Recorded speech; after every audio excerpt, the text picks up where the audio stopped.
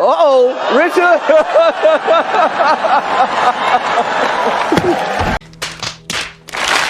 That's some funny shit. Welcome to Random Movie Reviews. I'm Nathan, and today I'll be talking about Bad Boys 2 and Bad Boys for Life.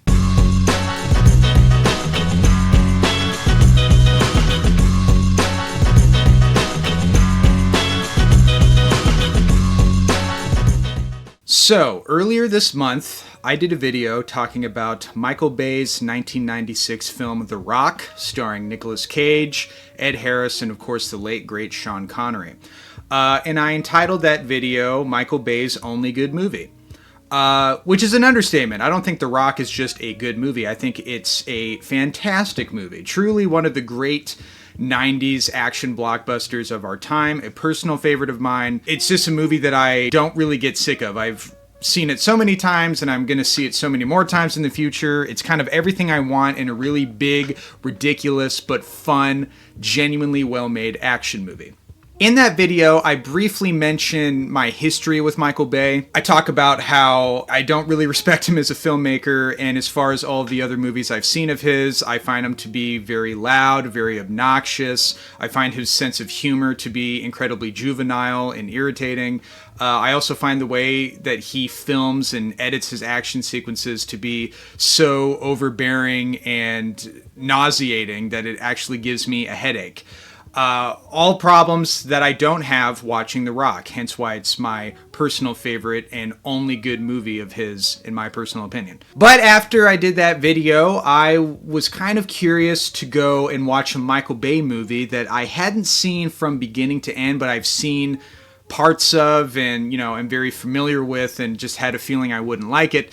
But I thought I should give it a fair chance, and that is, of course, Bad Boys 2. Bad Boys 2 is often seen as being maybe Michael Bay's most Michael Bay movie. Like everything that we know and make fun of Michael Bay as a filmmaker, all of his bad habits are in that movie. But the people who love Michael Bay also say that it is his masterpiece in terms of pure, unadulterated Bayham. Originally, I was just going to watch Bad Boys 2 and then possibly do a review on it. But I decided to do something a little bit more. I thought it would be interesting, after watching Bad Boys 2, I was like, hey, I forgot that they made two other Bad Boys movies, like years after Bad Boys 2, like recently. They made Bad Boys for Life, the one I'll be talking about today, in early 2020, right before the pandemic hit.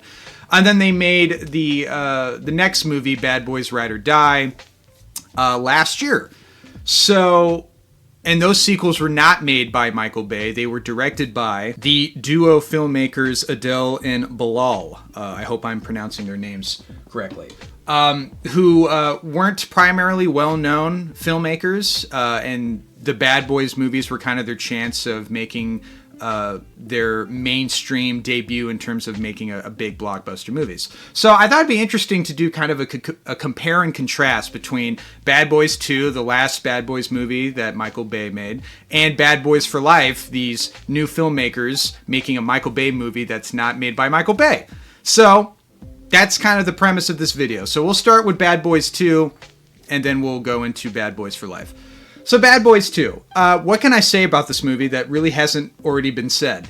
It is, without a doubt, one of the dumbest action movies, maybe of all time.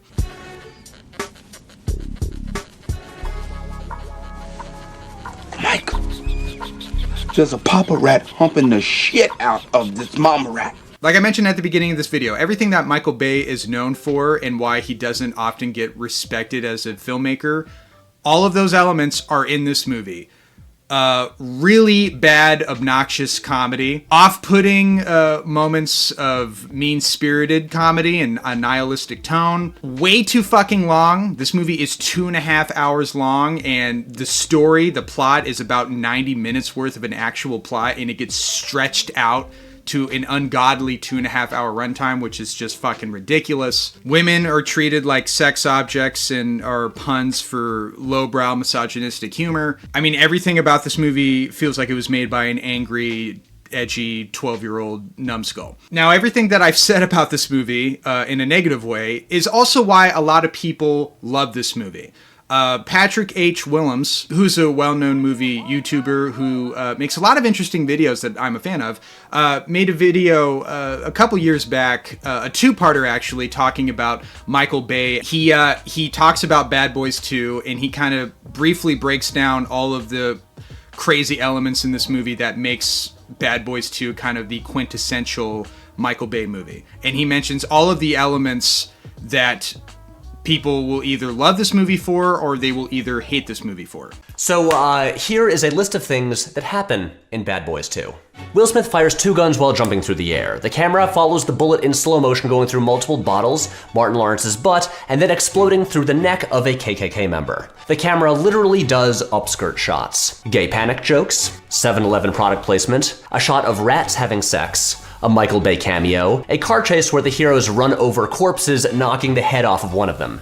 This is some sick shit. Yup, it's about to get sicker. The heroes harass and terrorize an innocent teenage boy for fun, then laugh about how cool it was. The heroes mutilate corpses. The heroes ogle a naked female corpse. The heroes go to war with the Cuban army. The heroes wipe out a shanty town with a Hummer. The heroes go to Guantanamo Bay, blow up the villain with the landmine, then Will Smith makes out with his girlfriend. In that video, he goes on to say that's all of those elements are why Bad Boys 2 is Michael Bay's best movie.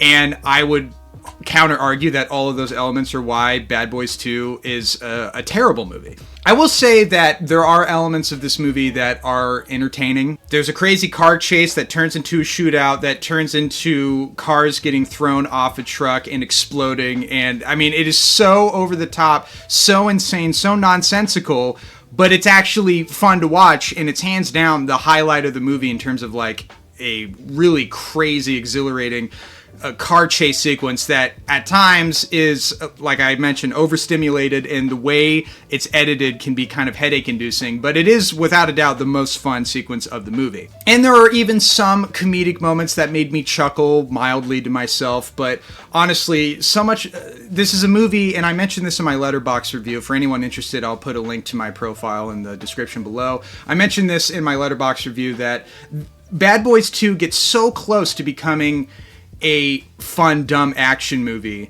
but the amount of stupid shit that happens throughout the movie, whether it's that god-awful rat sex scene, the whole scene in the morgue, which is just like so bizarrely dark and out of place for an action comedy like this. Like, why was that even in the movie, and why is it treated so like goofy? And it's just was really off-putting. And listen, while I was watching this fucking movie, I was reminded of Jason Statham's Crank movies. Did anybody remember those movies? I actually rewatched those movies a few years ago. I'm a big fan of those Crank movies because, in my opinion, those films are like a parody of Bad Boys 2. They go even further. They go even more nihilistic and mean-spirited than Bad Boys 2 does. But the difference is, the filmmakers who made Crank 1 and 2 are clearly aware of that. They're in on the joke. And in my opinion, they are kind of making fun of Michael Bay movies and doubling down on all of his bad habits to the point where it's like you're watching a action satire.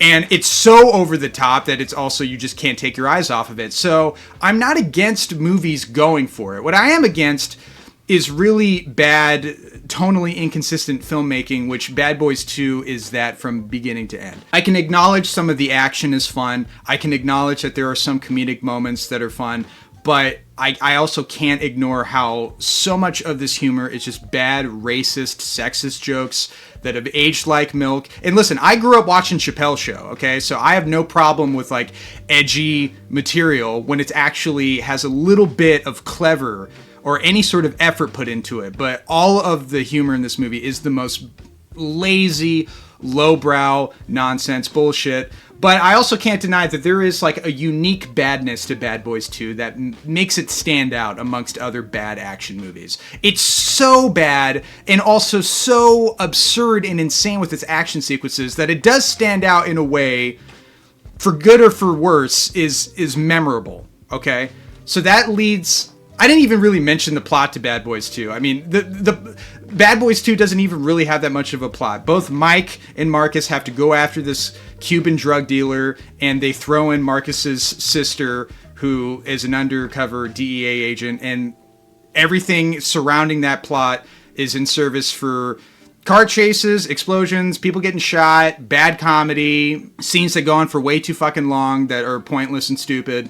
That's basically Bad Boys 2. And then that goes right into Bad Boys for Life. Now, what was interesting about Bad Boys for Life, the reception of that movie is very mixed amongst fans of the Bad Boys franchise. I went on IMDb, I saw several reviews going like, this movie was lame, it was boring, it doesn't come anywhere near the fun, cokehead insanity that is Bad Boys 2.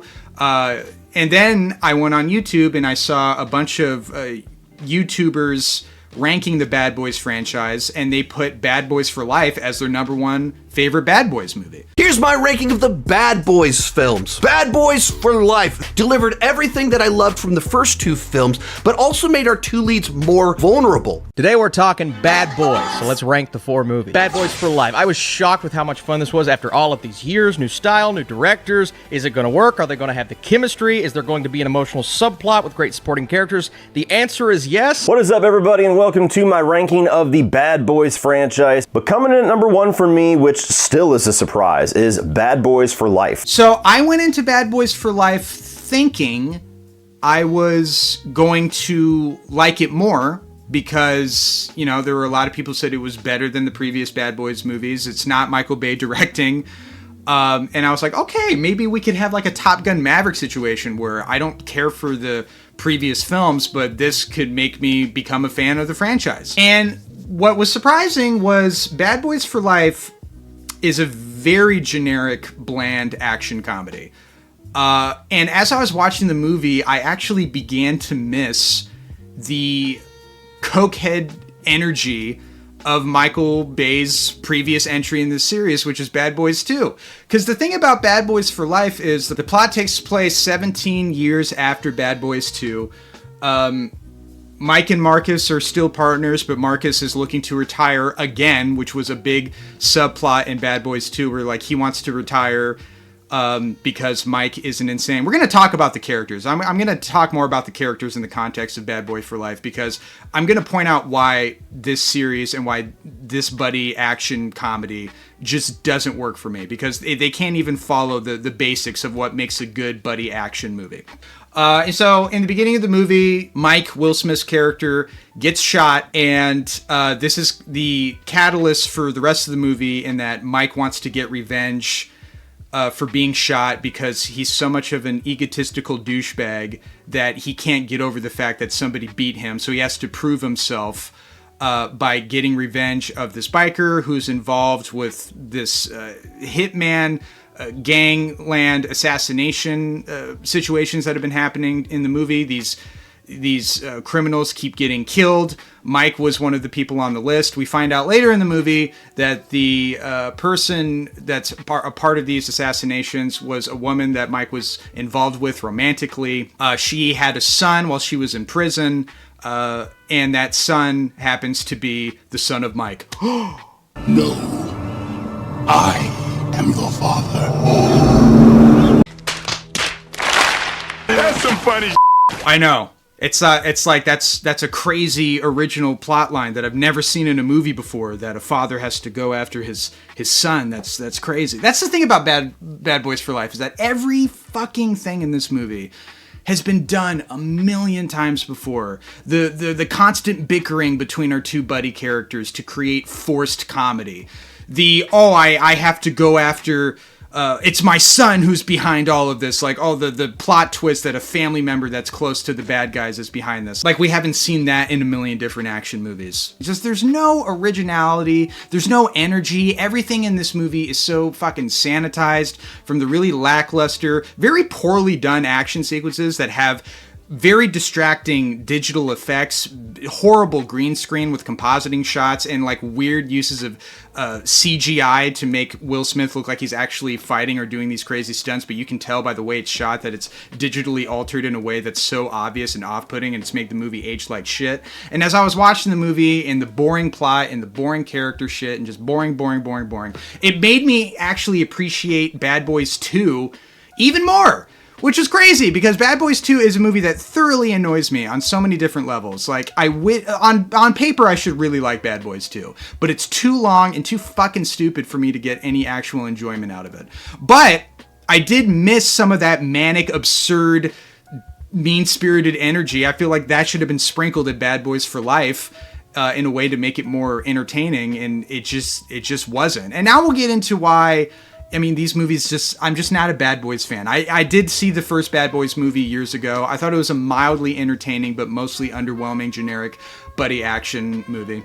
But talking specifically about Bad Boys 2 and Bad Boys for Life, the reason that these movies don't really work for me as like fun buddy action movies is that the buddy dynamic between Will Smith and Martin Lawrence is just horribly executed. I can acknowledge there are moments that they do share good comedic chemistry from time to time that is fun, that is well executed, but in terms of how the characters are written and in terms of how they interact with one another, it's just so bad because Will Smith's character is so unlikable. He's like a douchey, fuckboy, wannabe badass cop who doesn't learn his lessons and he doesn't play by the rules. He's such a generic archetype, and there's no depth or substance or anything to connect with or like engage with on any sort of like meaningful level. I mean, this is what separates Lethal Weapon from the Bad Boys movies, because in Lethal Weapon, Martin Riggs' character, played by Mel Gibson, he's reckless in the first Lethal Weapon movie because he is suicidal. There's actually a deep, dark psychological component to his character where after his wife died, he just didn't care about living anymore. And that's why he acts recklessly. And then when he teams up with Murtaugh, played by Danny Glover, who's the family man, who is the older veteran cop, who's more mature and more restrained and has more logic, when he teams up with Riggs and he realizes that Riggs is suicidal because of his past and all this stuff, throughout the course of that movie, they learn to actually trust each other. The way their bond develops feels genuine. You end up caring about both characters. You end up understanding where both characters are coming from. And you end up rooting for both of these characters. You compare that to in Bad Boys 2 and Bad Boys for Life, where these characters are just reduced to generic archetypes, where Martin Lawrence is the family man, and the way the movie communicates humor with that character is constantly emasculating him. You know, he's crying, he's throwing up, and he can't get an erection. I mean, these are jokes that are utilized in both Bad Boys 2 and Bad Boys for Life. They're not funny because they're so played out and there's no cleverness to any of it. Will Smith's character is the reckless, young hothead who feels like he has something to prove, who has an ego, who is completely selfish and doesn't care about his partner until the movie makes him care about the partner. So anytime the movie forces any sort of emotional depth, it feels disingenuous. And I really wish that I could watch these movies with my brain turned off and like separate all of it, but I just, for whatever reason, I just can't with these movies. Maybe I could if Bad Boys was shorter, because like I said, there are moments in that movie that are insane, that are fun to watch, but then there's also just so much dumb shit. And then Bad Boys for Life is just, it's like too bland. It's so bland that it actually made me appreciate Bad Boys 2 for actually having the balls to just be completely insane. I wanted to talk about these movies because, you know, like I mentioned, I talked about The Rock, which I now realize is a brilliant action movie because it highlights all of Michael Bay's strengths as a fun visual action filmmaker while literally taking away all of his terrible moments of stupid humor and tonal nihilistic inconsistencies that just don't fit in these types of movies that he forces in. The Rock doesn't have any of that shit, which is why that movie excels as being a great action movie. And then, you know, I also did a review on Eraser, the Schwarzenegger movie, talking about dumb, fun action, where that movie is dumb, but I have fun with that. But I wanted to contrast with two movies that are also dumb that I just can't have fun with because there's just too much stuff that annoys me, that gets under my skin, that gives me a headache. And so, yeah, I'm curious to see what the reception will be to this video. Just know that this is my opinion. You know, I firmly believe that anybody can like any movie for whatever reason they want. So who cares what I have to say about it? This is just my thoughts. But I want to hear from you guys. What are your thoughts on the Bad Boys franchise? Specifically, these two movies. Do you like it, love it? Do you hate it? What are some of your favorite buddy action comedy movies? Mention it in the comments below. And as always, thank you guys for watching.